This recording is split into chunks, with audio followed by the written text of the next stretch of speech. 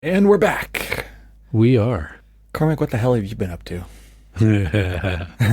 So this is going to be, how long are we going to give ourselves for this episode? Like, let's just set some expectations here. No. I mean, How much you've time got you some got? things. I've got some things. We got a lot of things. I'm willing to let you say all the things because you have a way bigger list of on the like Cormac's what I've been up to roster is Well, the thing. Funny thing here. So I got to come clean with you. Okay. You know how we tried to record a little while ago and I was having microphone issues? I do remember that. Yes. Yes. And we couldn't get my microphone to work and you watched me like unplug it and plug it back in and all of these other things. Have you tried unplugging it and replugging it back in? Yeah. Let's always start there. Yeah. Okay. You ready to both laugh, get mad, whatever? Tell me about your incompetence right now. Really? Ready? Yep. Do you know that my microphone has an actual mute button on it that I did not know about? Are you serious? Oh my gosh. Here, I'm Cormac, gonna, you're muted. Cormac, you're muted. You're I'm muted, lifting Cormac. this up. And so I'm getting some feedback. Don't mess with it. Don't mess with it. There's a button underneath it from like the way that I've mounted it that I did not know it existed because I just never seen it. And so apparently the last time I had moved it out when you of the moved way, it, you just grabbed it and I grabbed it and muted myself. And so here we are, and you and I are trying to record, trying to troubleshoot it and all this other stuff. I'm using other, microphones to communicate with you. And you're like, yeah, this is not going to work. We're not going to be able to record it. Right. And literally, it's because this button on my microphone that I should have known was there, that I did not know was there, I muted myself. Jeez. And I was going to give you some like long little spiel about, man, it took me a while, but I finally got it, fixed it. It was that Windows update. It was the the dog ate my homework. Yeah. Honestly, I thought at first I thought it was the Windows update because I had updated my Windows from 10 to 11, and my microphone does have issues with that. However, it has even bigger issues with its operator. Yes, PEBCAC. Or ID10T. These are the IT, the secret code that absolutely IT professionals use when they're working with someone like 100% ID10T for sure. I did it and I'm like, you know what? I could lie to him and say that, oh yeah, it was Windows and got it updated and it seems to be working fine now. Or I can just tell him, yeah, it was an ID10T. If you don't know what an ID10T is, listener, just look it up. Yeah, just write it out. Just write it out. There you go. That's even easier. Do you know write the PEBCAC one? You know what PEBCAC means? I don't know PEBCAC. Problem exists between chair and keyboard. Yeah. There you go. Yep. That's another one. I haven't heard that one, but I like that one. I just either go ID10T or user error. Yeah. Yeah. Or you a big dump. Okay, so I think we've buried the lead long enough, Cormac. What have you been up to? Oh, what have I been up to? Because I can't even remember what I've been up to, but I remember what you've been up to. I mean, what was funny is I was actually a saga. I was waiting on this story for your van version and all of that other stuff. Well, that's an episode. That is an episode. And so we'll talk about that later. I think we will talk about that later because that's a show and tell. I think I got pictures. I've got video. I think. Okay, so the short version of that story. So we finished the van build. We delivered the van to Nebraska. It was amazing. My goal was to make her cry. There were no tears. It wasn't. I didn't get the payoff I wanted. So anyway, that's the short version. We'll go into the longer version in a later episode. Don't expect a military personnel to provide you tears. That's what I wanted. Trained to be tearless. I don't know about that, but No, that's true. Go in the gas chamber, Cormac, baby. in your training. See if you can come out tearless. Oh my gosh! Don't even make me remember. Giving you some PTSD flashbacks right now. Yeah. Oh my God! I have never in my life snotted so much, and like from places I didn't know snot could come from. Oh man! Thanks. Where does snot come from? Yeah. That's great. Oh man. So yeah, 6,783.3 miles of a journey. Dude. Of a journey. That's a big so one. that's what I've been up to. Yeah. That's a big. So I mean, let's okay, Cormac. Let's lean in. Can you unpack that for me, Cormac? Sure. So every time one of my children graduates high school, typically it's obviously at the end of the school year when the AIA convention happens. And normally Evan and I go to the AIA conferences, and this time you decided not to go. How dare you? Jeez. Left me wandering. I did have some FOMO, floor. And I left didn't me wandering the miss, floor. I didn't miss going, so I don't know. Yeah, we'll talk about that when I get to that part.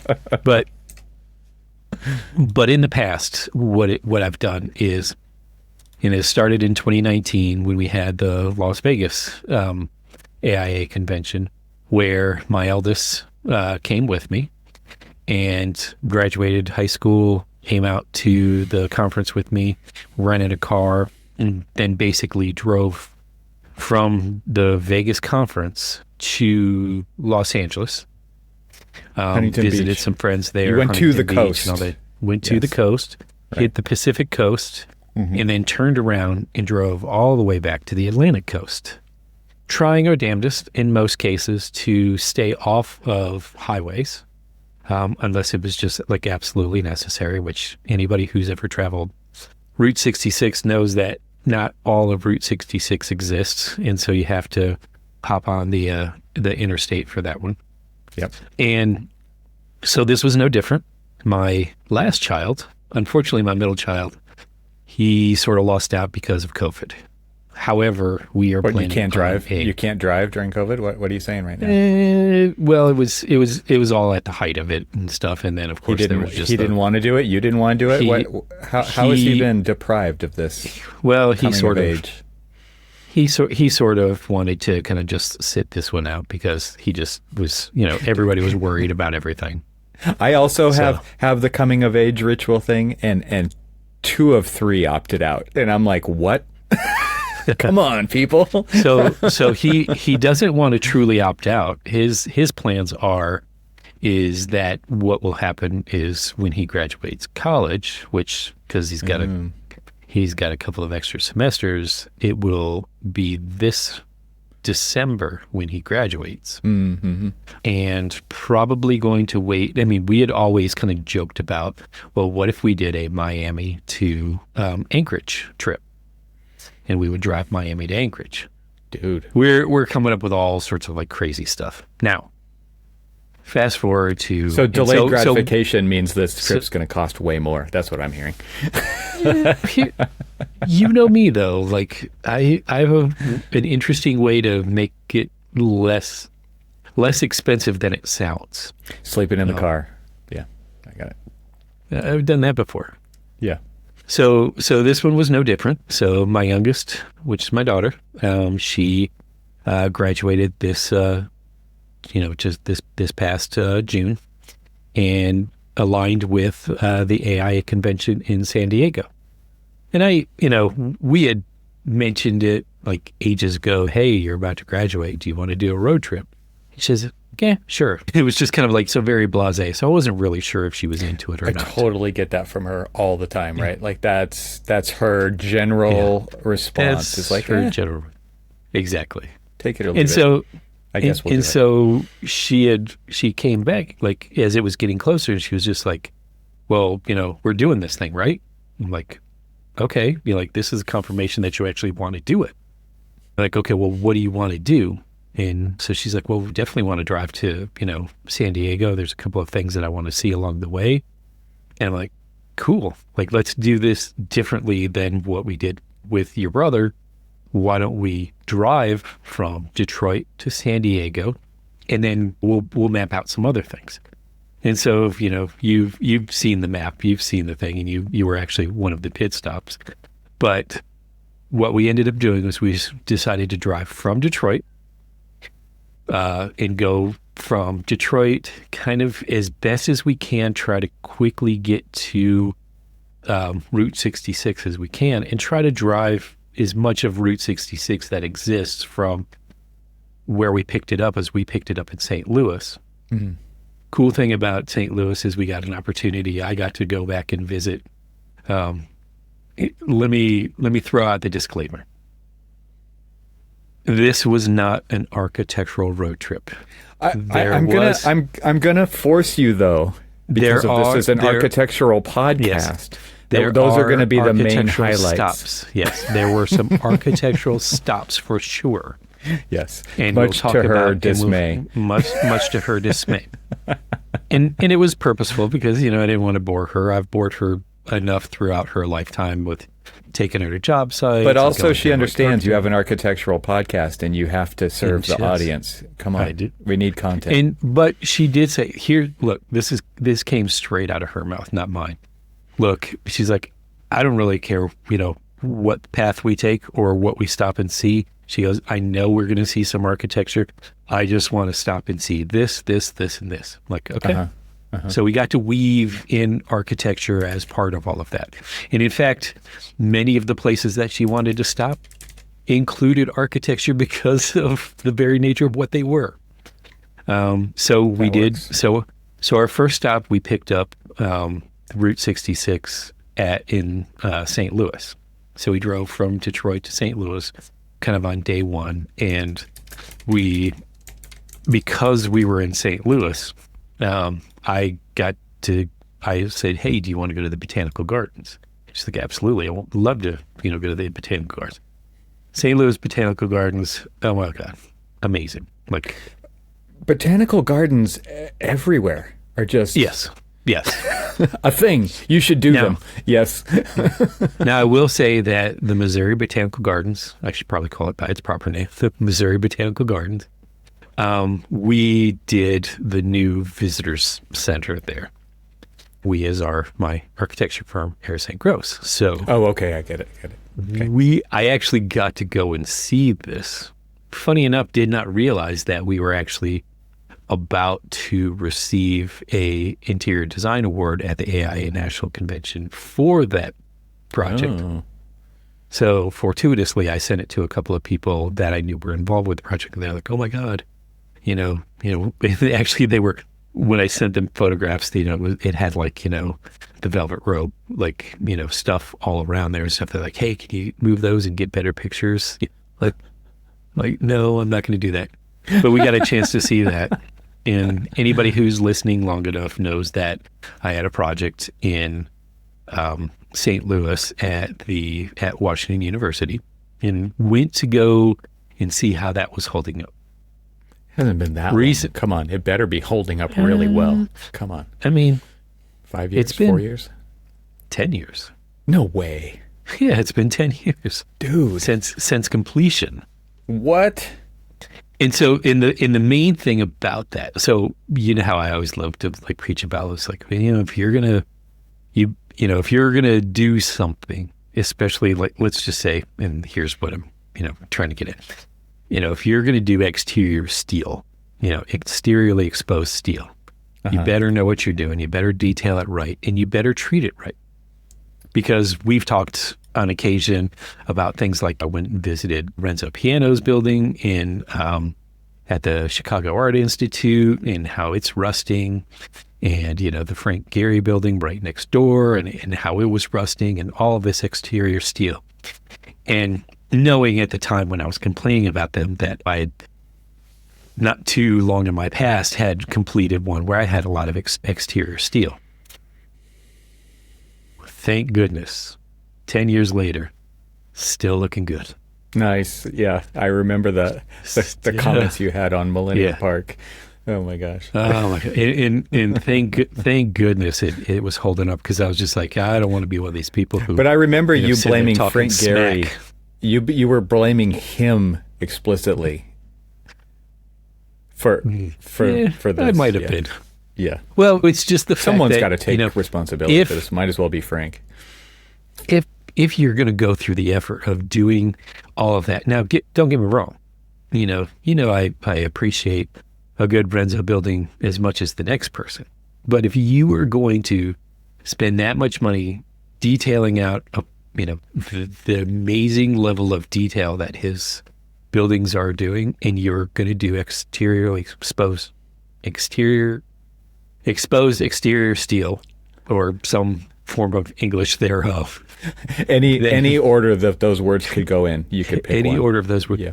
Then you need to make sure that you treat it right, detail it right, to make sure that it withstands Do you all remember of the elements. Gary's building? What's the name of the building at MIT? My gosh, yes.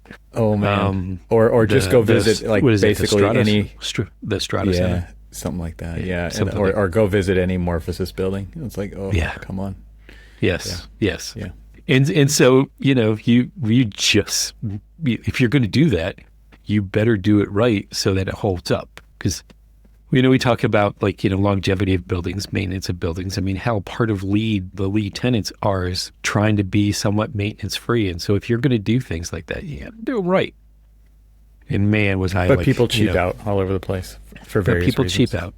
And so I was sort of sweating bullets. I was just like, I'm going to go see this, but I swear. So you already had a story in your mind of how bad it was going to be. Yeah, I was just like, you're like, oh my it's gosh, going to be terrible. It's going to be rust. Yeah. It's going to be like there's going to be holes. It's like Swiss cheese. That steel. It's going to look like Swiss cheese. Come on. And though it could probably stand a little bit of a power wash. No rust, no steel, no streaks, no rusting streaks, no nothing like that and stuff. And all right. Enough with your steel story. Jeez, this is like the most boring part of this. Come on. Did you not want architecture? Get to the good stuff. So of course I had to go and pay, my visit to Louis Sullivan. Went by the Wainwright building. Went by, of course, paid homage to Arrow. And could not convince my daughter to go to the top of the St. Louis Arch. Are you serious? To save my life. She was like, "Yep, nope." She's like, "I can see it from here." She's like, "Isn't the purpose of this dramatic arch is to see it, not see from it?" I'm like, you're probably right. She's like, "Yeah," and I don't want to go up there. So I'm like, "Come on." I was like, "How many times have you ever gone up a diagonal elevator?" Yeah, in like a little tiny capsule. Yeah, exactly. Oh my gosh, you've been up there, right? Claustrophobic capsule. Yeah, that creaks its way up to the top. There's those little weird pill-shaped 5-seaters. Yeah, very weird, very weird. They're it's fun though. It's an adventure and it's an experience, and it is. Come on, apparently, gotta do it. Look, we've been in New York, and they won't go to the Empire State Building, to the top of it. We've been to Chicago, and they won't go to the top of the Sears Tower. They just won't do any of those things. Like anything that deals with heights. As a parent, give me a break. Apparently, just telling you. I mean, they can climb to a top of a hill and overlook, something, but that's under their own power. But they don't trust architects and engineers enough to go to the top of it. I don't know how well this is made, So, fair enough, whatever. So then the road trip continues on, and the first bit of something that's been on my bucket list.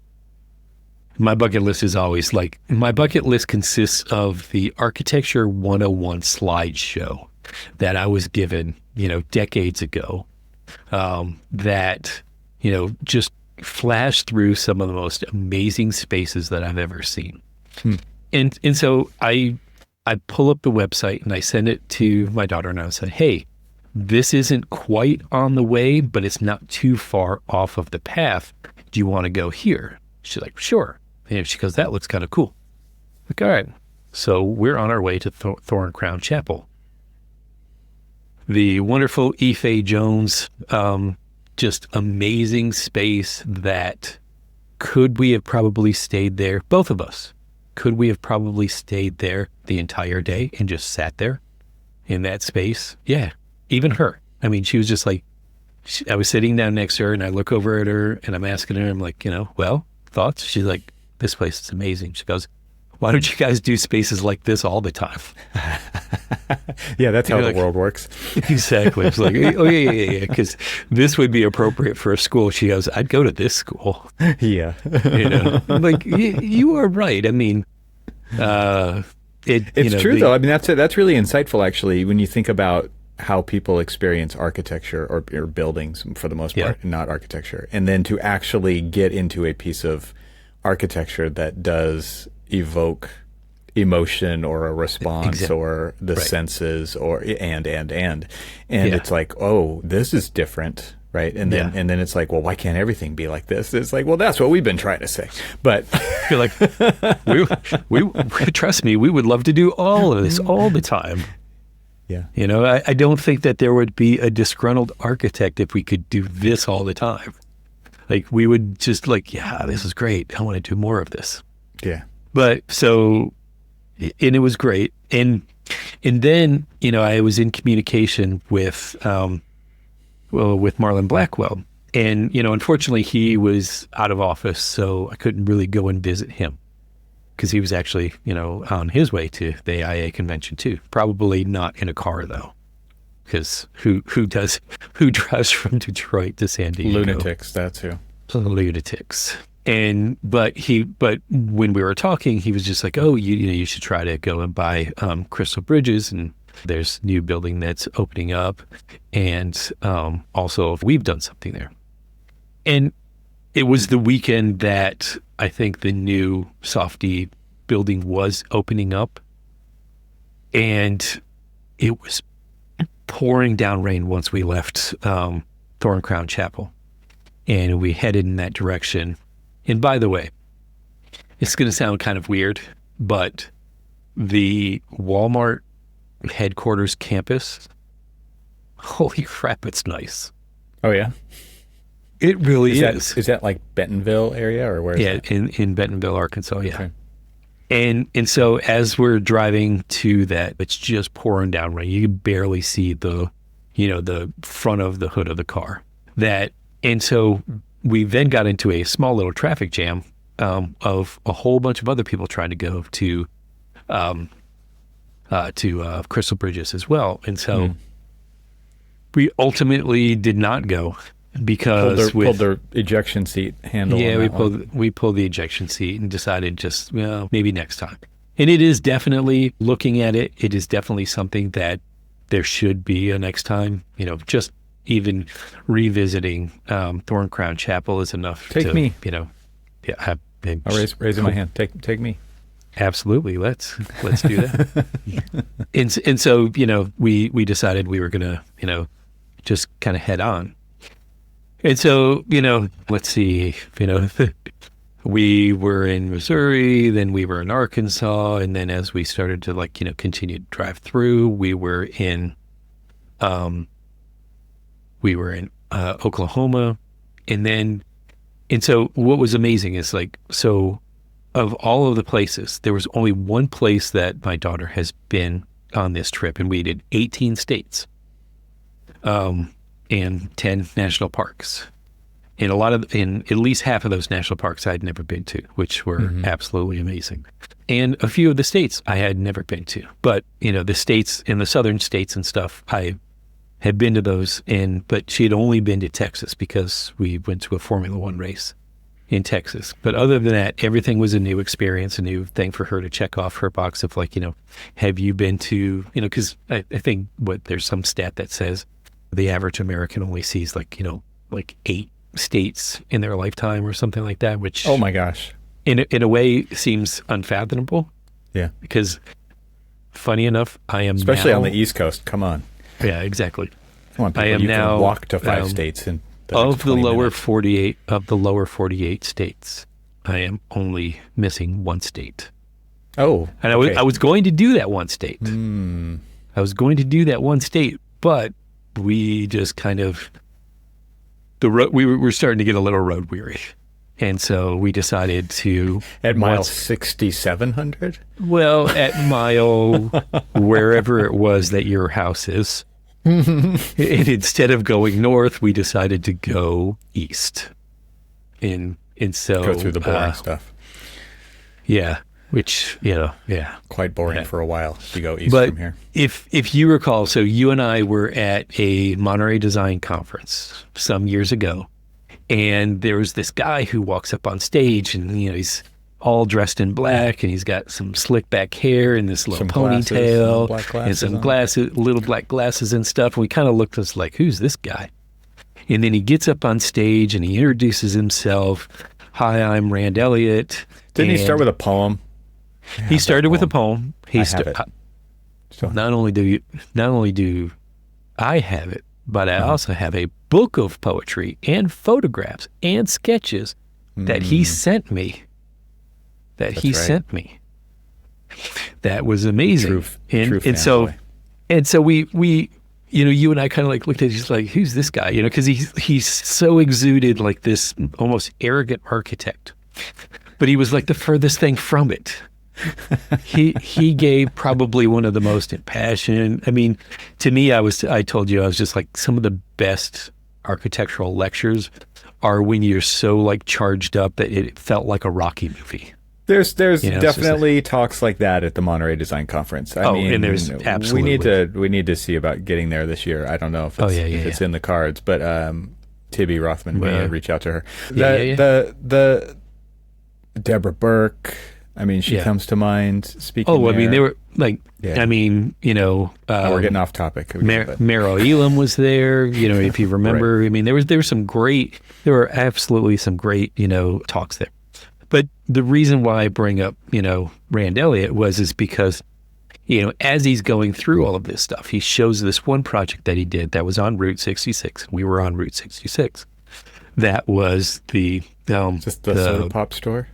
It's the soda pop store. So Pop 66. Pop 66. Pop 66. And did you get to see it at night? It's got a 66 foot soda bottle, which is the thing right up front. The iconic thing.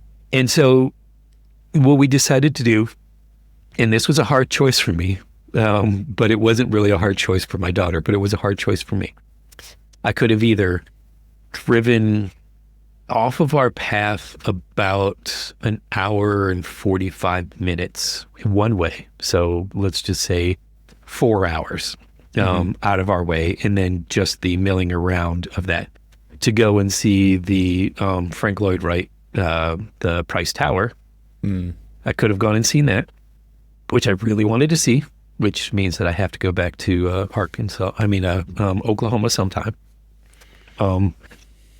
But I decided to go to see the Rand Elliott project instead, which, I don't know if we got the full perspective of this project when he was presenting it to us, but the cantilever on this thing. So it's basically this series of like a space truss anchored on one side, pinned in the middle, and with this big, big, long cantilever. 66 feet, probably. No, a lot further than that. Oh, yeah? Like a lot further than that. And it was like, damn, this is amazing. Impressive. And it was extremely impressive. So it's a gas station, it's a soda shop, it's a small cafe. Of course, they sell all the trinkets, for Route 66. They've got this. But they actually made a destination, right? Like that. They made a destination. It's a destination, so people want to go there, and then you get this extra payoff of that experience. And then, so like, it was something that like, we were going to go, we were hungry, she wanted a soda, she wanted to see what they had because of all of this other stuff. So, I mean, it wasn't anything that I was like, twisting her arm, let's go see this weird architecture. It was, hey, let's go get some food. Oh, by the way, it's going to be in this really cool place. And so, as we were there, there were people from Germany, there were people from England, there were all these different, people like who made pilgrimage. the people from Germany were clad in all of this like kitschy Route 66 garb and stuff. I mean, it was just like, there was one person who was literally doing the entire stretch of Route 66. They came to America and all they wanted to do is do the whole Route 66 thing. And so they were there riding Route 66. And that was the kind of the fun thing about this, is just like, you're going to see some things on Route 66 that time has forgotten. Wall Drug, all of the, actually no, Wall Drug, sorry, that's up in north, South, that's in South Dakota. So I was in the wrong state. Anyway, but I mean, you're going to see like all, things like that, all along that. You're going to see some things that because of the interstate, that time is forgotten and everything else. And you're going to, run into some lady as you're filling up your gas tank, and she's going to start telling you about this covert CIA program where they're, using black magic to harvest women's, sex organs to create and create children for explicit use by the CIA. I know that doesn't sound like a very architectural trip, but that was one of my experiences at a gas station, where this lady comes up to me and she starts telling me this. First, at first she looks at the back of my truck, and I've got a U.S. Army veteran thing on there and all this other stuff, and she was thanking me for my service, and I was like, okay, cool, thank you, and stuff. And then she started like in on this. Just needed someone to talk to. Absolutely amazing tale of and you have story. To like entertain it, because you are who you are, and you can't just say, I've got to get on the road. See ya. I totally should have, except for so then after a while I start knocking on the truck, and because my daughter's like, sitting in the save me. My daughter's sitting in the passenger seat, and I'm like knocking on the truck, hoping that she would get out and come and say, hey, it's time for us to go. She said, no. She heard me knocking on it. She's like, I knew what you were doing. She goes, but I needed to she says, I needed to hear the story to the end. I was just like, you got to be kidding me. She's like, and then, okay, so then she's like telling me this fantastical story about being chased by, that she's a PhD that used to teach at some university, and I'm going to keep the names of the universities and all this other stuff. And she was like run out because people thought that she was crazy because of these, the harvesting that was happening to her and everything else. And she felt like the university was in on it. And, and then, she said that she had, tried to travel to Big Bend, Texas, where the Freemasons had taught, she was a grandchild of two different Freemasons that her grandfathers taught her how to break the spell so that she couldn't be trapped.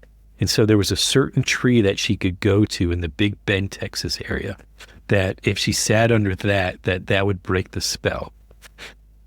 And, and I guess we weren't necessarily too terribly far from Texas, although I felt like we were pretty far from the Big Bend area, but it was still one of these like really weird things.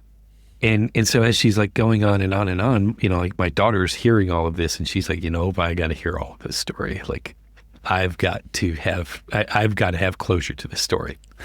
So then the lady, goes, and she's like, I see that your wife's with you. If you get trapped between a couple of semis, you need to get out of there and keep driving, because if your wife starts to feel warm, that means that the semi in front of her is using black magic to, harvest her. And I was just like, you're starting to freak me out now, because it's not my wife, that's actually my daughter. And she looks at me absolutely just wide-eyed. She looks at me and she's like, your daughter? She goes like, are you trying to harvest me for her? I'm like, wait, what? Wait, where did this come from? And then she was just like, I got to get out of here. I was like, I talked to the wrong person. Yeah, apparently. Yeah. So yeah, Cormac, we're 35 minutes in, and we're still in Oklahoma. Let's. It's like, a few states away. I mean, I've already hit a few of them. So anyway, so continued to keep on marching. Went through New Mexico. Thought that she was going to like that, but she was more impressed with Arizona. She liked the petrified forest. She liked Sedona. We took then, as we were kind of like heading towards California, we hit the, I kind of made her, asked her, what do you think? Do you want to, like, look, we can, if we turn here, we can go to Joshua Tree, or we can go down to San Diego. She's like, well, and one of my thoughts was, if we go through Joshua Tree, maybe we could also hit Palm Springs, which she was not. She nixed that idea, which kind of depressed me. But whatever. I'll go. That'll be a trip for you and I. Could have gone and seen the Kaufman House or something. All sorts of stuff. There's so many things. Yeah. All sorts of things there. Yeah. So as we, so she was like, yeah, I see a lot of people who, have either are like wearing Joshua Tree stuff or, at school and stuff. So let's go check that out. Did you guys go through the north entrance or the south entrance? So we entered in through the south entrance and exited out. That's a tough way to get in. So exited out through the north exit. Oh, okay. Entrance. Okay. So we went through the whole thing. So you did get to see the rock formations and stuff. We did. Right? We did. Yeah. Yes. Yeah. Because the south entrance is it's a little like a weird way to go in, because it's I don't know. It's very different. You go through like the Cholla cactus gardens and stuff like that. Yeah. And which we slowly work your way up. Yeah. We stopped at we stopped at the cactus garden, walked through there, took a bunch of pictures and stuff, and I'm trying to, while I'm here, started to get all of at every single stop, started to get the walking stick plates. Oh, okay. I was wondering about those. Thought you were going to start pinning those on your on your bag. So I got a whole, something. although, pinning, I should have got some pins too, but, got like a whole ton of the walking stick plates for the walking stick that I've had since I was 18 years old in Germany. Dang. Yeah. That's cool. So it's seen some miles and seen some things. It's seen some things. But, what was interesting about it is like, she was a little like, the Joshua Tree, I expected more Joshua Tree. She goes, if you're going to name this big old park after a tree, there should be more of those. And the road goes by a few of them, but there's many more. Yeah. So what was funny is that when we exited out of the north side, went through 29 Palms and places like that, we saw these big, massive Joshua trees, and we're like, why weren't they not in the park? And she's like, why weren't they in the park? So then we hook our southwest journey, finally got to San Diego, which was, San Diego itself. It was funny. So this was the first time I'd ever been to San Diego. As many times I've been to California, I just just hadn't had the opportunity to get to San Diego. Got close, but not close enough. And I was always told, growing up in St. Petersburg, Florida, that San Diego was a lot like St. Petersburg, Florida, but just bigger. And I'm just like, okay, well, I'll see for myself. I am here to tell you that San Diego, California is a lot like St. Petersburg, Florida, just bigger. It's a lot like St. Pete, just bigger. And so like the whole time we were there, my daughter kept saying, this feels like, this feels like Florida. This feels like Florida. This feels like Florida. I was just like, you better not say that out loud, because I don't think that they'll take offense to it. But we saw both locations are inhabited by many, many, many snowbirds, or people who were sick of some cold weather somewhere. Yeah. And, they relocated to one of the coasts. Yeah. And what was funny is like all of the outskirts of the beaches and all that other stuff, felt so very Florida. It really did. So apologies. Without the humidity. Without the humidity. I will give you that. And although, speaking of humidity, while we were in Joshua Tree, I think it was about 110, according to the truck. Okay. And we got out and we were walking around, and my daughter was just like, so where's this dry heat that they're talking about? She's like, this is bull. Because it was just like, oh, it's desert heat, but it's a dry heat. She's like, whatever. She told me she prefers the humidity. I'm like, you are crazy. Like, ugh. She did. Actually, I forgot that she told you that. Yeah. It is very weird because, trust me, I don't. Yeah. Yeah. I'm perfectly fine with, some nice dry desert climate, or, California's not dry desert, but, weirdly, even on the coast, you don't have the same humidity that you have on the coast of Florida. Like, Florida's just swamp. And I'm not talking about just the physical locale. That's what it makes you feel like you are. Right. Feels like, makes you feel like you're in a swamp. But yeah, I will say this. So there were some few things I was going to pull like a fast one on her and just say, oh, look, by the way, here we are at Arcasante. Here we are at, Taliesin West. Funny thing, though, is that we were there early in the week, and they only open from Wednesdays through Sundays. Guess what days we weren't there? Yeah. We weren't there on a Wednesday through Sunday. Like, if we stayed 2 more days. Yeah, because the conference started on what, Wednesday or Thursday? So you were just before that, yeah. So we were there just before that, and I was just like, man, I really wanted to see Taliesin West, at the very least.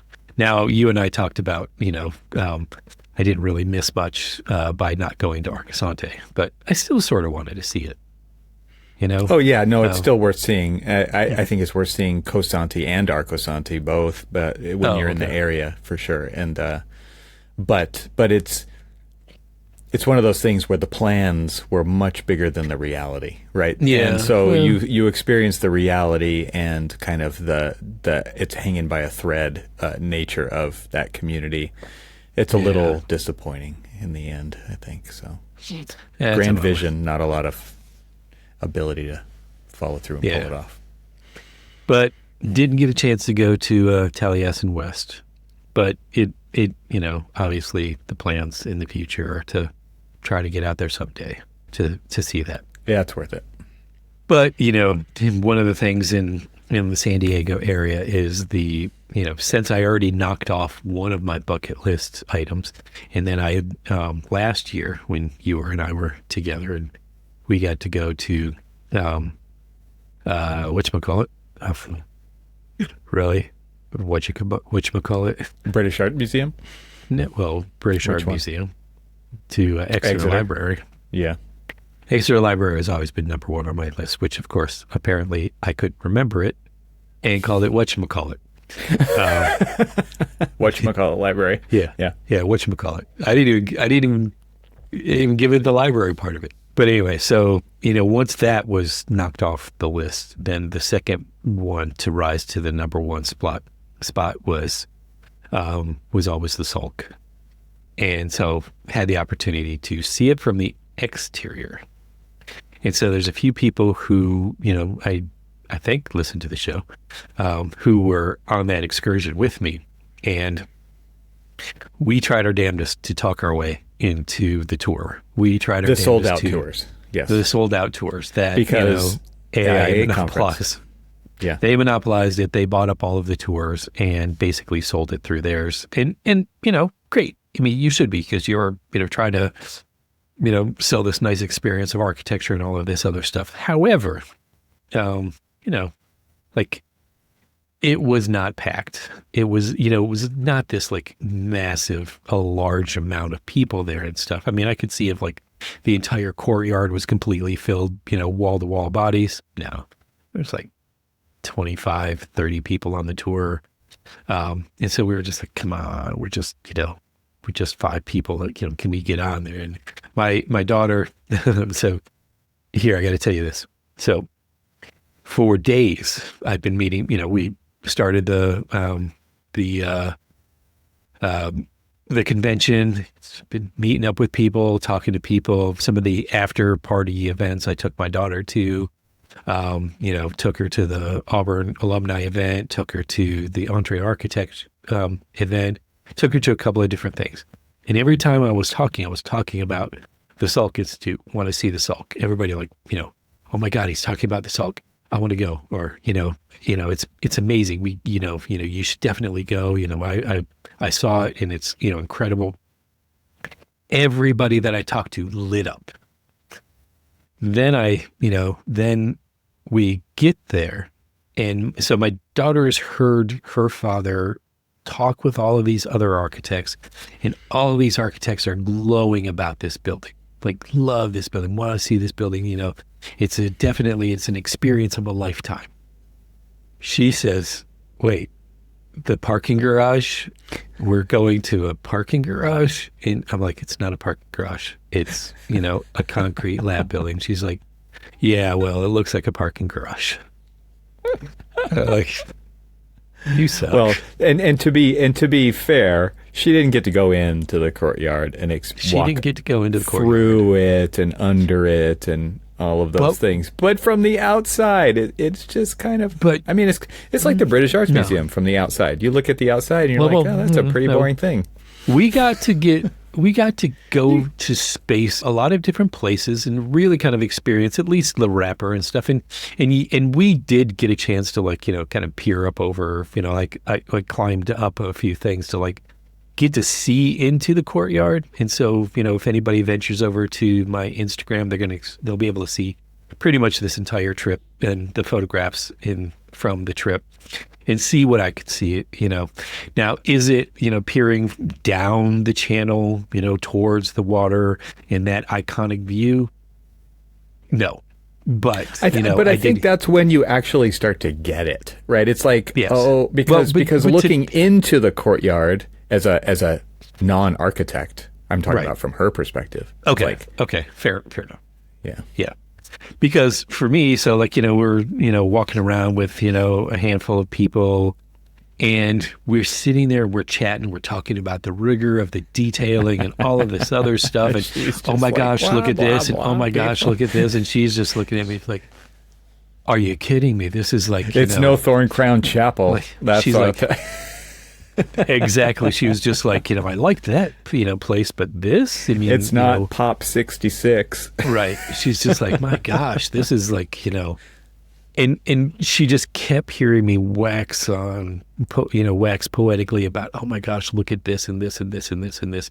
And, we're sitting there talking with, all of our different friends about, the architecture and stuff. And, weirdly, we walk up and, a friend of the show and just a friend, Michelle Hoddle, who graciously let us, stay at her house. She was just like, hey, Cormac, guess where this guy's from? And I'm like, of course, out of the blue, some random guy. And I was like, I don't know. She's like, he's from St. Petersburg, Florida. I'm like, oh. And then, so we started talking, St. Petersburg and all that other stuff. And I even said to him, does San Diego feel like a much bigger St. Pete? And he's like, yes. I'm like, all right, I'm vindicated. So again, sorry to all of the San Diegoans or whatever you call yourselves, but you feel like a big St. Pete. And so we started talking, we started walking around and stuff. And I tell you, I keep having these weird little things happen. And I'm going to start with this story, and then, hopefully once we get to the very end, if we ever get to the end, if I ever, can get to the end. Just so people know, they can pause this podcast and pick it back up later, right? Like that's the beauty of podcasts. Yeah. So just put the disclaimer in there. But this is a start of the story. So here we are, we're walking around, and there was this younger, more recently graduated, architect who she was there. And she was at the convention, and she took the bus or the train or something like that up to La Jolla, and she was walking around Salk Institute. She was walking around the UC San Diego campus, And so, she kind of just met up with, we just kind of like all of the architects who were like walking around the building kind of like started to walk together. So it was like this big kind of like, massive like flood of like, like a swarm of bees at the building, Black bees. Yes. Yes. Well, actually we were all in non-black. Ooh, look at you guys. All of us were in non-black. Wow. Didn't get the memo. So one of our friends had, we had started talking and we were all introducing ourselves and stuff. And I had my back to this person, and another one of our friends was like, "Hey, do you listen to ArchiSpeak podcast?" And she was like, "Oh, yeah, of course." And with my back towards her, I just said, "Oh, really?" And she was just like, "Oh my God," like recognize the voice. I'm like, that's so weird. That's weird. Yeah. It is so weird that people recognize me by my voice. Yeah. And so, we just like walked around and we talked and stuff. And like, it was so funny. It was all of these older architects giving this, younger, new architect, like advice on how to take what to study for the test and how to take the test and, what's important with your career and all of these things. We were just like, dumping wisdom on her and whether she wanted it or not, which was just kind of total unsolicited advice and all this other stuff. And, we were walking around to try to get like, pictures and stuff. And so like, she was like, if they're going way over there and trespassing, then I guess I can go over there and trespass, just teaching her the bad habits of like the trespassing architect. Acting like you own the place. Yeah. Acting like you own the place and stuff. Yeah. And so, it was fun. It was, as we were walking away, my daughter just looked at me. She's like, 2 hours. We were here looking at a parking garage for 2 hours. I told her I was, Rand Elliott's got some pretty cool parking garages. Yeah. I was like, you know what? We could have been here a lot longer if we would have got inside. So you're very lucky that we didn't get inside. Right. And she's just like, oh, thank goodness then. And so we went around and we kind of toured some really nice work on the UC San Diego campus. Some you and I both did, higher ed. I still do, higher ed. I actually work. Have a project there. Yeah. Do you? Which project do you have? It's the Rady School of Business Management. Yeah. I don't call. It's a very pointy building. It's a very sharp, pointy building. Yeah. I remember a sharp, pointy building, but the one sharp, the one pointy building. It points right down the middle of the Salk's courtyard from way up on the hill. Yeah. So like you can actually stand out on like the bow of this ship. There's like these balconies that go up on this really sharp edge at the very leading. It's pointing kind of southwest towards the Salk, and boom, right down. It's pretty cool. Can you see the courtyard? You can. Yeah. It's way up there. It's way you up there. Could have Salk is a postage stamp from up there. Yeah. Yeah. Could have told me this. I'm just giving you reasons to come back. Absolutely. But of course, got to see the Geisel, which was absolutely amazing. I know that you. What did she think of that? She didn't make the trek from the parking lot to the. She stayed in the car to stare at her phone. She stayed in the car. Oh my gosh. Well. I'll be nice to her. She was actually had a headache. So she put up a lot with you guys. She put up. I think all of us gave her a headache, but she was just like, this is I got to rest for a little while. I'm like, okay, fair enough. My body, my body's got one more brutalist building in it, so trekked up. The campus There's always room for another brutalist building. Yeah. Campus was a little rough to get around on that particular day because it was the commencement, and so there was all the families there, and I didn't want to get in the way of the families and their celebration of the achievement of their kids and stuff. And so, although funny enough, literally everywhere we went, I was anybody and everybody's family photographer. You just signed up for that job. Well, okay, so one of the things is when, you're walking around with your big camera, right? Yeah. People see that big camera in your hand and they're like, oh, you know how to take pictures. Could you take a picture of us? You're automatic. And so that automatically just, puts you into, the photographer. And I'm like, sure. And so I took a couple of pictures of a couple of graduates at the Geisel. And, some of the pictures that I was taking, were, obviously all very artsy and all this other stuff. And they were just like, oh my God, these are amazing, And then one kid said to his dad, he's like, why couldn't you take that picture? Like, that quality of picture, I guess. I'm just like, dude. Throwing shade on dad. I know, right? I was just like, Dad just paid your way through school. So chill out, kid. Seriously. And like, all the I think it started I hadn't gotten there yet, but like when we got when we left your house, the national park that we went to immediately after we left you, man, like I went the entire rim of that thing and taking pictures of other people's families for them, and but it was good because like all of them turned out great. I took this one picture of this one family, and, the lady was like, oh my God, this is like worth framing. Like, cool. But, so then we started. Here's my Venmo. Yeah. Yeah. Oh, I should have, but whatever. So then the plan was to basically, once we left the conference, which, we can talk about the conference. I mean, we've talked about the conference a lot, in the past ones, but a lot of like the great things about the conference are obviously always the networking, the meeting up with your friends and, meeting new people and all that other stuff and extending that. Beyond that, honestly, there was a lot of complaints that I heard about the keynotes, all of them.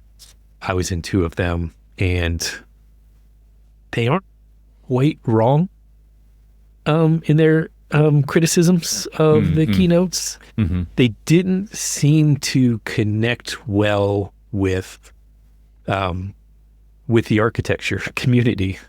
Even, if you remember when we went to the one, it was Boston, right? The one that I was sort of complaining about, why are we, we rushed to get to that one. And then I was like, oh my God, this was like fantastic. That, we even had, Pete, Buttigieg, at that one. Pete, whatchamacallit? That's his name. Pete, whatchamacallit. No, Pete definitely has earned his last name. But anyway, but none of them really held candle to any of the ones in the past. So it was a little disappointing for those, that who were there for the keynotes, because there was a lot of people who left a lot. I mean, I was coming in a little late to the opening one, and there was a lot of people coming out of it. I'm like, is it over already? I thought it just started.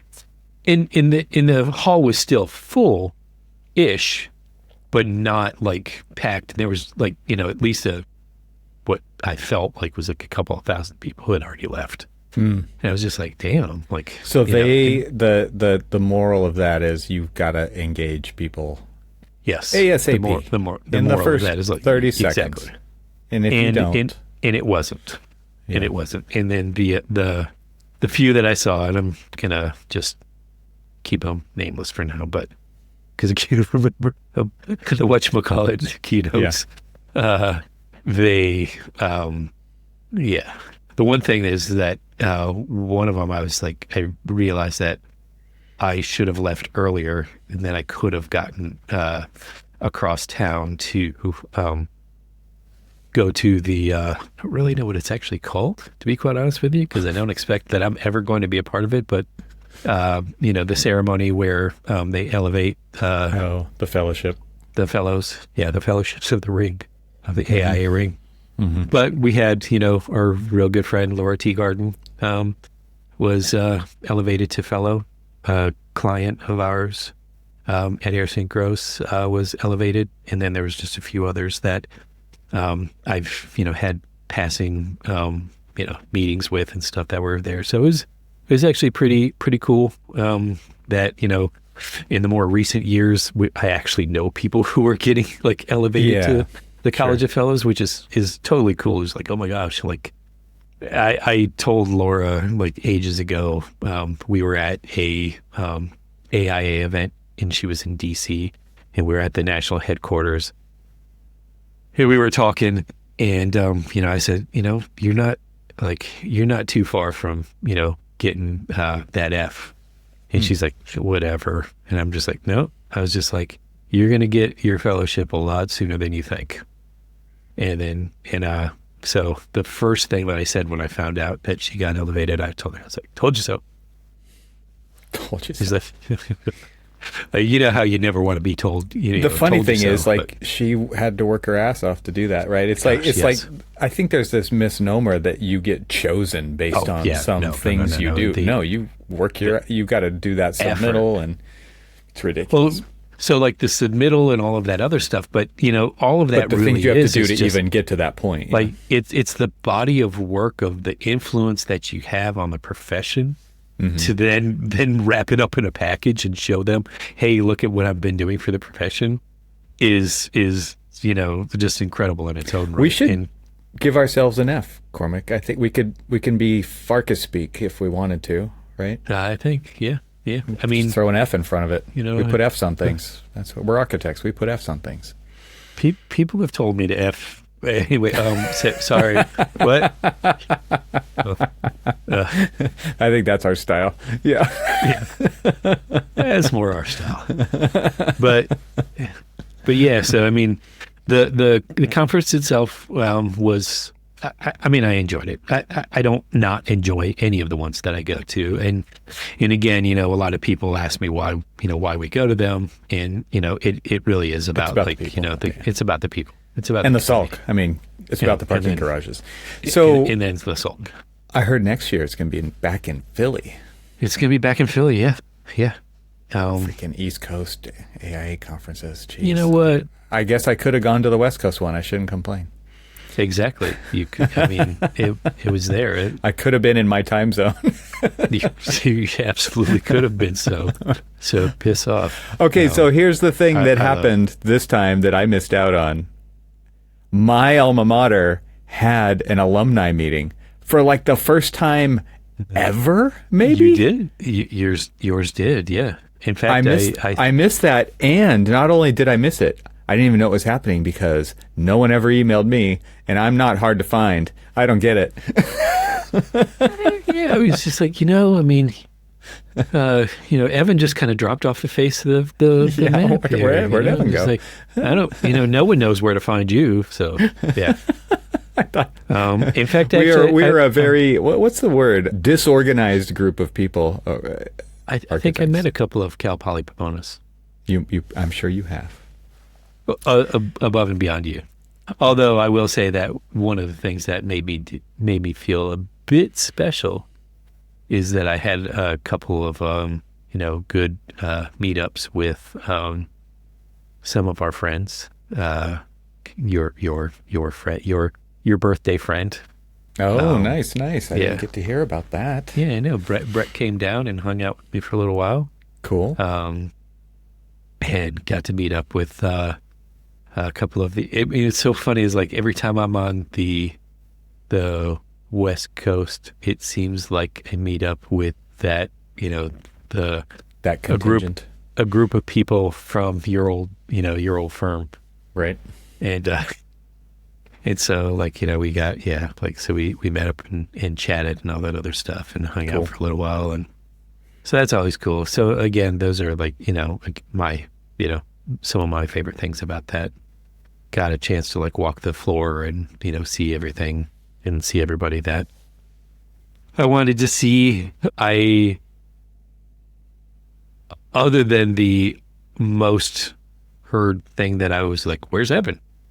Which was like what I heard most of the time is, where's Evan? I'm like, I'm just doing this one solo. I had to answer for you so many times. I guess so. Geez, you're the default answer. Yeah. And so, but It was cool. And remember the little coffee cup that Anderson Windows gave out last year? This year they gave out another one, but it was orange. And so I missed out on that. You got an even better version of the insulated espresso mug. Yes, even better than yours. And where is it? I want to see it. I wasn't going to share it with you. Yeah, it's actually just out of camera. So, but yeah. All right. I was going to take yours this time because I gave you mine last year. Right. But then, then it was the slow roll up to basically go to your house. But the slow roll was through, right. It's a short drive from San Diego to here. It's not that far. Why? Just one state. Why? Does the West Coast and the states west of the Mississippi feel it absolutely necessary to be so god-awfully big? There's no reason. Was it you who said if you look at the map of the U.S., it would look like we actually settled originally on the West Coast and worked east? Or was that somebody else? Like, the idea of the way the land has been divided up is very odd. It is. And, I think at a point they just kind of gave up. They're like, whatever. It's, what do you, how much land do you want? You could tell their attention was waning. Yeah. I think somebody had to have been pissed off at Idaho because of the way that they shaped it, because, there's the little panhandle up at the top and then it kind of top of the boot. Yeah, exactly. It's just somebody must not have liked them. But I saw this map and it was a political map and they were talking about alignments and all this other stuff. And they were just look at all of the, this, and you claim that this state is that political affiliation. And it happened to be about Oregon. And it showed, one political affiliation, dominating pretty much, actually just west of you, because your area was one political affiliation, but then all the way to the border. And they're just well, look at that. And I'm thinking to myself, yeah, look at that. Have you driven from your area to the eastern border? There's nothing there. There's nothing there. Yeah, quite recently, actually. I mean, I was going to say beautiful scenery, but nothing there. Kind of. Depends. Yeah. It depends. There was a lot of these really weird encampments of what I was kind of calling the modern day kind of wagon circle, what I'm talking about, so it's just these people who've got all of these RVs pulled way off into the high desert, and they're just park them in a circle, and you can tell that the RV's been there for a year or two or more, and they're slowly improving it into kind of this very rustic camp. But there's they dot the landscape all over the place, and it's just it's. I was is that the demographic they're talking about? It's still kind of Wild West. It is very Wild West. Yeah, as soon as you get east of the Cascades, which is we're at the bottom of the Cascades, which go all the way up through Washington and stuff. It's high desert. So yeah. So we, once we made it all the way through California, got a chance to see a friend of ours in Huntington Beach, but then kind of just slowly moved up. And again, it was one of those things that as we were driving north from San Diego and leaving the conference, every architectural thing that I wanted to see, that I wanted to tour, had had been closed. For tours and all this other stuff. And I wanted, the last time I drove the Highway 1, is that what it's called? The Pacific Coast Highway? Mm-hmm. Mm-hmm. Yes. The last time I drove that, I wanted to see the Hearst Castle, but, didn't get a chance to see that then because it was closed at the time. Mm-hmm. And then didn't get a chance to see it this time because it was closed again. Oh. And man. Yeah, it's a cool thing to see. for sure. Yeah. So one of these days I'll actually get to see it because there's plenty of things to see. Did not even bother trying to drive through LA. Just drove around it. Did not drive through it. Kind of wanted to see LACMA though. I did want to see that. There are a few things I did want to see. Right. It is finally open. Is the George Lucas Museum open? Whatever that's called. It is not open. It is not open yet. It is open soon, but the exterior is finished. Okay. And so, I could have at least, but I do want to see that one too. So maybe next time. There's so many other cool things to see in LA too, like the Getty and the Getty, get up to the concert hall. There is stuff downtown. Absolutely. The Broad and want to go back Bradbury to building because I've always wanted to tour. Why am I blanking on the Greenhouse? Oh yeah, in Pasadena. Yes, but I have only been on the outside of that one, looking at a couple times, and wanted to see that one, but did get a chance to go by and see the Frank Gehry house. Oh yeah. What did Maggie think of that? Oh my gosh, she was just like, really? So what am I looking at? But like, exactly. That's exactly what you should feel. It's more questions than answers. Yeah. Like, it is not for you. And she was just like, so she just kept looking at me like, Are you serious? Ooh, look, it's like, ooh, I kept doing U-turns in the thing. And so people kept like wondering what the hell I was doing, because I kept like, driving and then like taking some shots and then doing a U-turn in this middle of the street and then taking more shots and stuff. And she was just, you didn't feel safe to get out and go walk over there? I mean, it's just Malibu's some rough neighborhoods. Is that Brentwood? Where is that? Yeah, that's Malibu. It's in Malibu. Okay. Yeah. And, but then got to see a couple of other, a couple of other things in that area that he did like early in his career that I was familiar with. So, got to see a few things. And again, she looked at me like, really? This is what you like? She's like, give me some more, give me some symmetry, damn it. She wanted some eye candy. That's what she wanted. Yeah. And then, architecture has depth. Let me tell, I need to have a serious conversation with your daughter. It's not just all on the surface. Jeez. You do. You need to, because apparently it's not getting through to her. Well, she does. You could talk about it for 100 years and she wouldn't listen. But if I can't, somebody else, maybe. This is what she does to me every time. I talk about her. She spent the whole time I was walking around the Salk Institute texting her mom, saying, I don't know what your husband is doing, but, he's sitting there, weirdly, like holding some kind of court, like talking about this stupid building. Your wife is like, yep, that was me last summer. I was that. Yes. I was you last summer. But see, because you were there, in a couple of those, that she actually appreciates that stuff, though, a little bit differently. She's either just said, well, your wife is more mature. Yes. She's probably at the point, it's just like, it's going to happen regardless. So just let him, let him just do whatever. Let him enjoy his thing. Yeah. Jeez. She's actually found out that, like, if I'm driving down the road, I'm like, ooh, look at that, and, like almost steering off the road because I'm like staring at something. She's like, I know, I automatically know you're not like checking out some like, woman or something. She's like, you're checking out a building or a car. I'm like, yeah, you're right. Yeah, you're right. Yeah. She's got your number. Yeah, exactly. But, as we started to kind of like head west, you told us that we should see Crater Lake, because we had already seen a crater down in Arizona. That's right. Yeah. You could see a nicer looking crater. If you're out collecting craters. If you're out looking at craters for just any random reason why you just said, hey, I want to look at a hole in the ground. Yeah.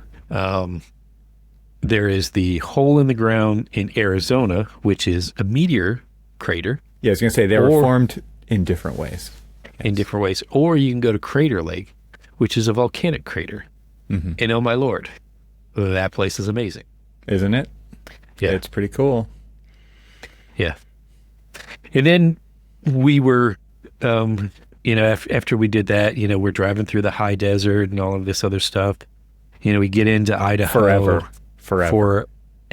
And again, understand, we rarely took the interstate. We were driving back roads the whole time.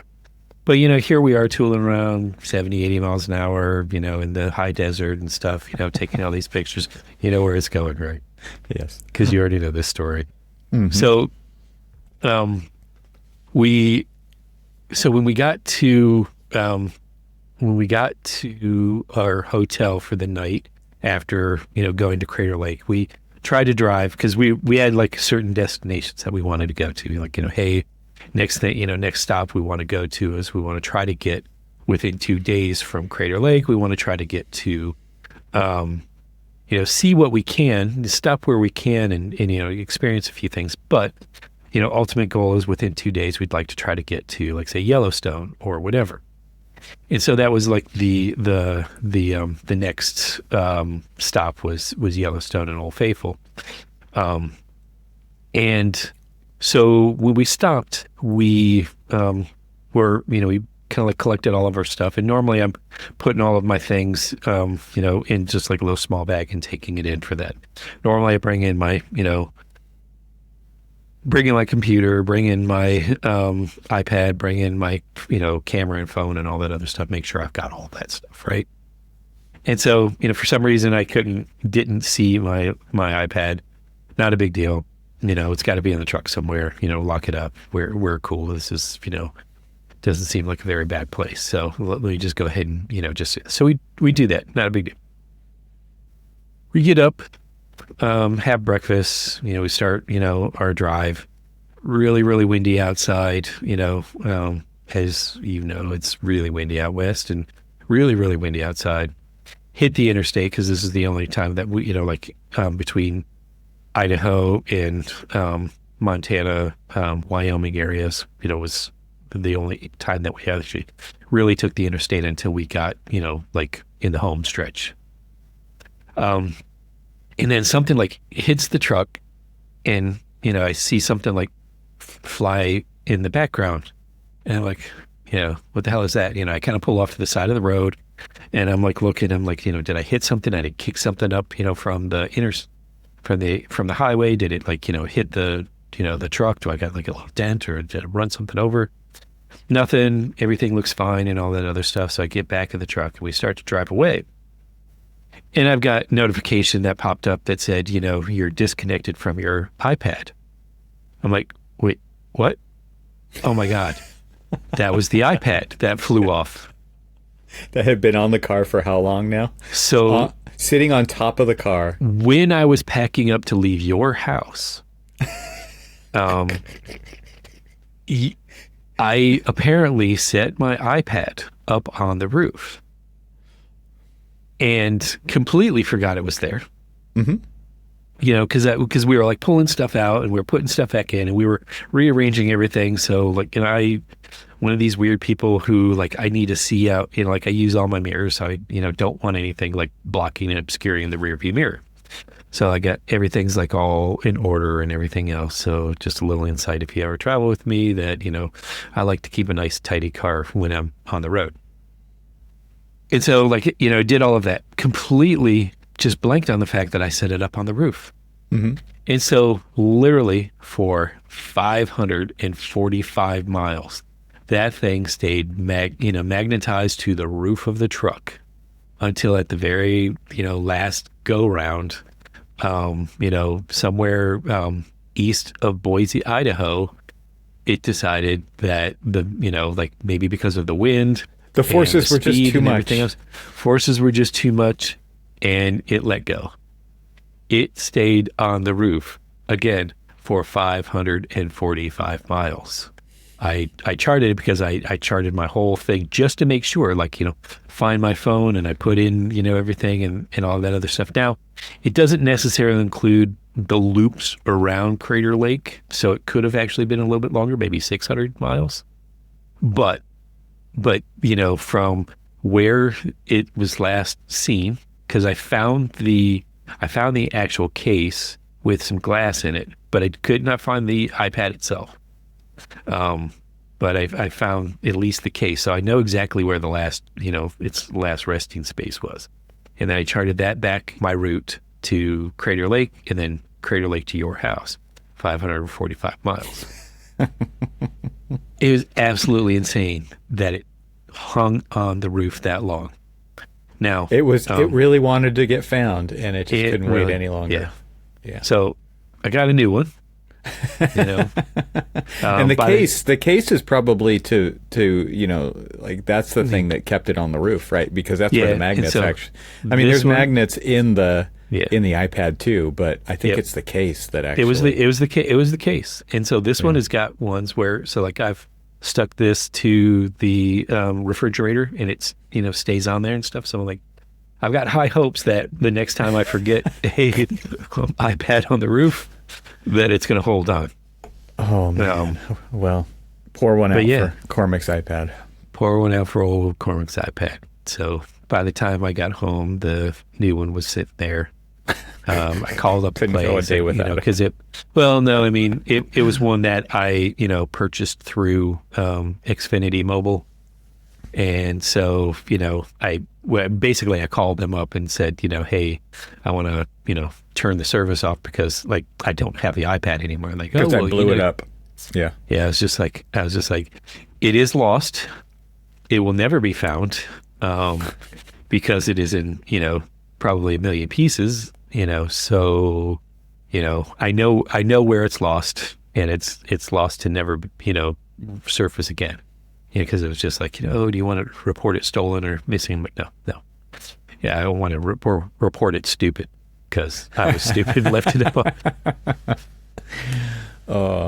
Yeah, and so, and so they're like, oh, you have like, the insurance on it. We can just replace it for you. I'm like, oh, cool. Let's do that.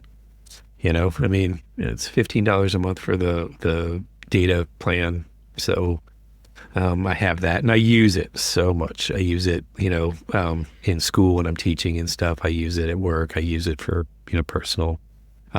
We just had a power outage for the last 4 days, during the 4th of July holiday, and it came in handy. So I remember when you didn't have one, you were always asking, "Should I get one? Should I get one of these? Should I do?" When you finally did, you were just like, "Oh yeah, now I know why you kept saying I should get one of these." Kind of cool. Yeah. And now I don't think that you use yours that much anymore. It's sitting right here to my right, and I don't use it a lot. Yeah. So maybe it's just. I actually have an iPad Mini that I actually use quite often. Okay. Yeah. No. It's definitely something like, because like when I'm trying to show somebody some, like precedence example or something like that, it's a lot easier to show them on an iPad with a bigger screen than it is with my phone. So, but for sure.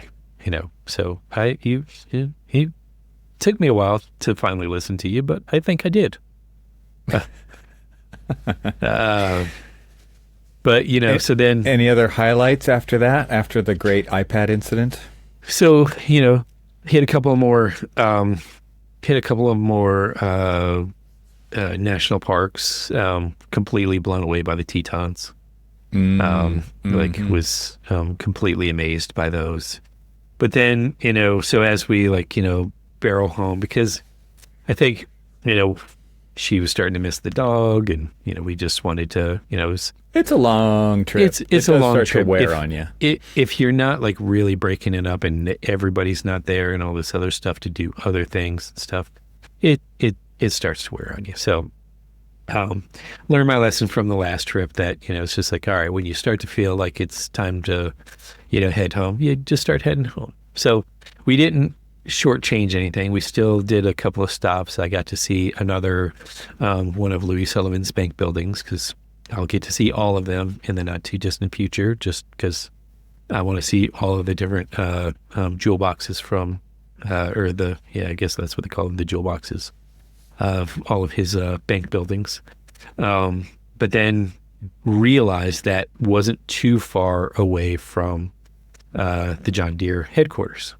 So I had to go to the John Deere headquarters, and that was like the last architectural stop. And it's another one of those, you like, damn, like, you saw that in the slideshow, you saw, the like the bucket list was made with things like that when you were, in architecture. The formative years. Yeah, the formative years when you were like learning about all of these things, and you're just like, the level of precision and detail of, all of these different projects and things. And you look at it, and I will say this, and you can attest to this because you were there, but I can attest to the fact that Iowa is definitely a architecture-rich state that is definitely worth exploring more and more.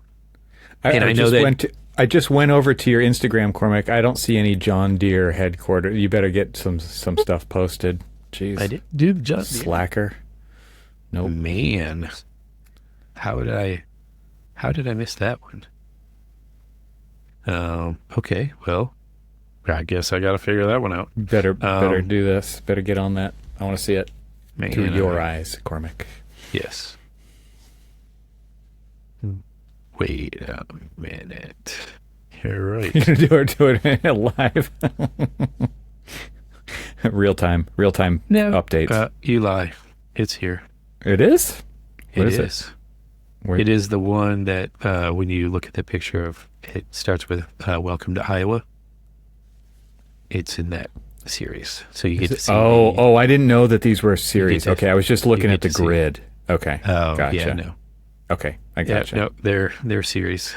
And cool. So, and just, the Corten steel, everything about it. It's like, it's amazing. The jewel really box cool. from Louis Sullivan, even, I'm going to tell you guys, Iowa, like some of their rest stops, there's some pretty, okay, Iowa, it said, like, if you're going to rest here, let's at least give you a nice place to rest. Exterior-wise, interior-wise of some of those, they're like, okay, you spent a little bit of money, at least in here. And yes, I know John Deere is not in Iowa per se. It is just over the border in Illinois, but in Molina, but still, it's, part of that whole, kind of thing. And Iowa is definitely not something that you should shrug your shoulders at and say, what's in Iowa? Correct. There is a lot of stuff in Iowa. Correct. Yes. So yeah, that was a very, very long trip. And then immediately after I got back, I had to get back to work and start back at the going back and doing some punching for building and all of this other stuff. And I want to kind of like close with this one because, I sort of told you I might. So when I got back, it happened to be like Baltimore does this thing. And again, kind of check out the Instagram. But Baltimore does this really cool thing where they have like these big tall clipper ships and everything else, like these old, sailing vessels come in and they fill up the inner harbor, and it's this big festival, and it was just, some amazing like boats from all over the world. Spain, Italy, Argentina, they were all like docked right outside of our office. And then there was, a bunch of other ones. So I get on the water taxi to go from where I was staying to the office. And as I'm coming across, there's only 3 people on the water taxi. Some guy who happened to be wearing a rugby shirt. So I was going to ask him about that. And then this other guy, was kind of like walking next to me as we were getting off of the dock and, kind of walking somewhat in the same direction. And he asked, he looks over at me. He's like, is this something he's from the West Coast and he's, happened to be in Baltimore for something. He was just like, hey, is this normal? Does Baltimore do this all the time? And so I was just like, yeah, it was like every year, Baltimore has this, this big festival where the big ships come in and all this other stuff. And it's, it's really amazing. And I kind of, talked a little bit more about, some of the stuff that you can see while you're there. Kind of sounded like I was the, Baltimore tourism. And he was just like, I know your voice. He goes, you have a podcast. It's the ArchiSpeak podcast, right? And I'm like, yeah. And he was just like, That's You're like, I'm not weirded out right now. Yeah, it was just like, that's kind of cool. It was another one. It's just like, so I like, again, it's this kind of weird thing. It's like, oh yeah, I've been doing this for so long. I guess my voice is somewhat recognizable for people to listen to. But it's just weird that people recognize, like, he was listening. That is super random. That one was like... This one in particular is super, super random. It was. It was just like... And he was he was a structural engineer. He left structural engineering, and now he's in, computer coding and all the other stuff, which is somewhat adjacent. Wow. So I was going to, I told him that he needs to be listening to to the Troxel podcast as well. For some of the same things, but it was so weird. It's just like, I don't know how many times I'm gonna hear and get used to or not get used to the fact that people can recognize my voice. Yeah. So just wanted to close with that. Podcast famous. Just wanted to close with that somebody recognized, another person had recognized me because of my voice. Wow. That's a lesson for you people out there. Just do a podcast for 14 years. Someone will notice. And then somebody will notice. Good job. Well, I'm glad you stopped by on your way, on your long, busy trip. It was not long enough. So it is definitely something that is going to have to happen again. Except for this time I can ditch the daughter and bring the wife. Yeah, I mean, it was cool. It's great to have you and to have, I mean, your daughter too, right? You mean you both? Yeah, it was a way to kind of take a load off and get to hang out for a little bit. Yeah, and then see the Troxel homestead, which is amazing. I even got to see the thickets of poison oak that you suffer with every single year since you bought the thing. I probably have poison oak right now. Yeah, you probably do. Yeah. It's almost blackberry season. It's about here, so you missed out a little bit. But we've got loads and loads. But I'm sure you're probably going to traipse in there to try to get them, and then get hit with poison oak. Because there's some intertwining going on there for sure. And I am still intermingling. I am still waiting for someone to share a chocolate sesame. Is it? Oh, the recipe. Yeah. Okay. The recipe. So yeah, the story here, people, is that Cormac, my wife, made these cookies with black sesame seeds. So these look like they're literally like dark black cookies. It's not like it's not an appetizing looking cookie, right? So my wife offers one to Cormac, and Cormac's like, "Oh, it's black like my soul. Yes, I want one." Right? Yeah. So I told her that you asked about the recipe, and she's like, "Oh, he'll never make these." She told me the process. So I'll explain the process at some point to you, because it's very involved. They sort of look like this. Like a lens cap. Here's a lens cap. Like that. Like dark black. Black sesame seeds are the main ingredient because longevity. But yeah, she's like, "Oh, he'll never make these because the process." It sounds very involved. It's like it takes like 5 days to make these cookies. So. Oh, jeez. She might be right. Yeah, so right. I may just have to come back out there and get more. Yeah, you got it. That's a good reason to visit. There you go. All right, I think we should call this one. This was Cormac's epic 2026 road trip. 6,800. What was the number of miles? 6,783.3. But nobody's counting. 6,800 miles. I'm rounding up, just like Han Solo did with the what was that? The Kestrel run. Yes. Yeah. So, all right. Until next time. And so if you guys traipse on over to the old thing, you can see the full route and the Instagrams, and you can follow along with the thing. And I actually even got, for a Jeep Grand Cherokee, some reasonably decent miles per gallon, which is not anything that you normally say with, any of the Jeep products. True.